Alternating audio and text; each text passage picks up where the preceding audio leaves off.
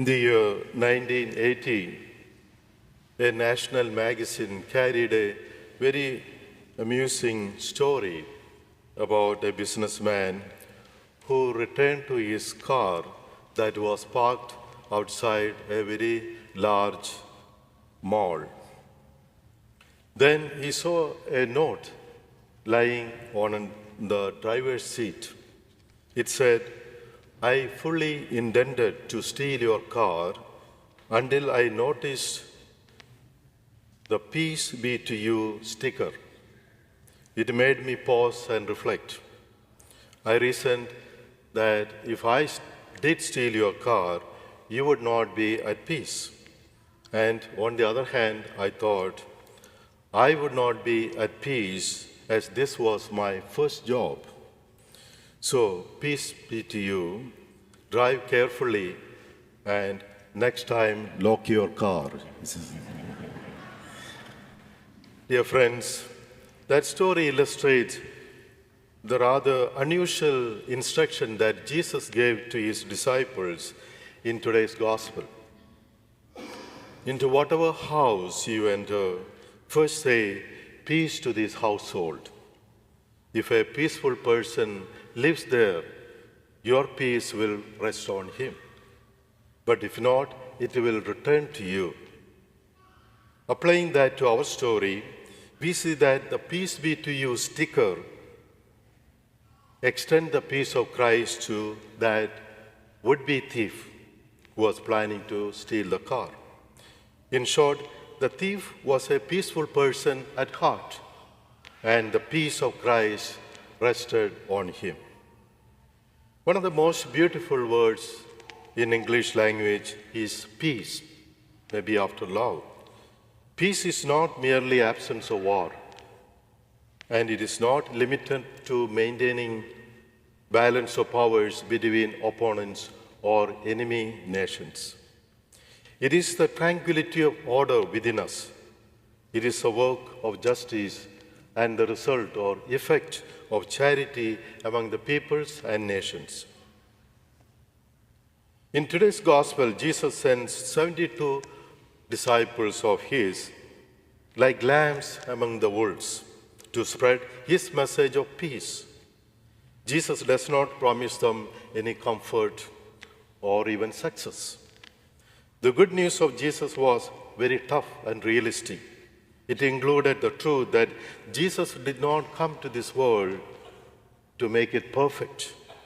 Although we cannot offer instant solutions to all the problems we may face, yet Jesus' message alone can provide peace on earth. To establish peace on earth, as the angels sang at Jesus' birth, God needs our help. With our cooperation, God's power can transform this world, even with all its problems, into a place of peace and justice and well-being for all the people.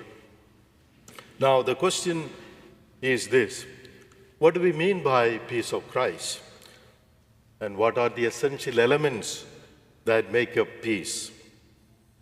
According to many scripture scholars, the Bible uses the term peace in different senses. First, it uses in a military sense to indicate absence of war between the nations. Thus, we may say the nations are at peace, which is not the case today in our world.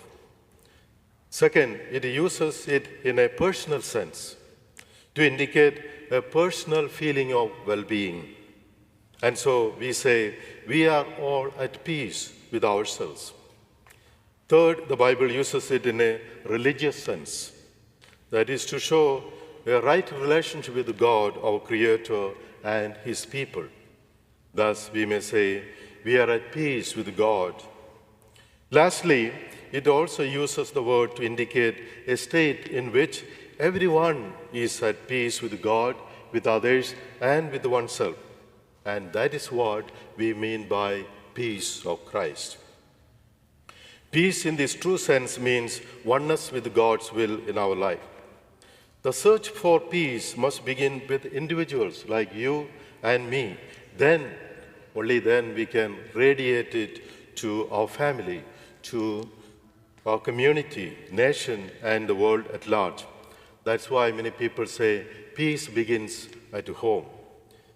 In this process, we recognize the truth of a proverb that says, the first step is the longest. Every journey begins, as you know, with a single step. If we have not found Jesus' deep peace, we need to take that first step, maybe a long one, or praying for a heart that will welcome the peace of Christ in our life. Therefore, let us today pray that we may be free of discouragement or any frustration in our failures to achieve peace. Instead, let's be diligent in our efforts, be humble and wise in seeking peace. Peace-seeking and peacemaking are the highest calling of any human being in our society, and more so for us Christians, because peace is the hallmark of God's kingdom. That's why the Lord tells us in the Sermon on the Mount, "Blessed are the peacemakers, for they shall be called children of God." And today, we all are called to be the instruments by which the peace of Christ can be extended to every person in every nation on earth.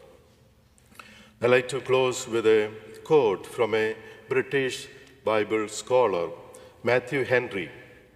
He writes this about peace. To his disciples who had left everything to follow him, Jesus left not silver or gold, but something far better, his peace.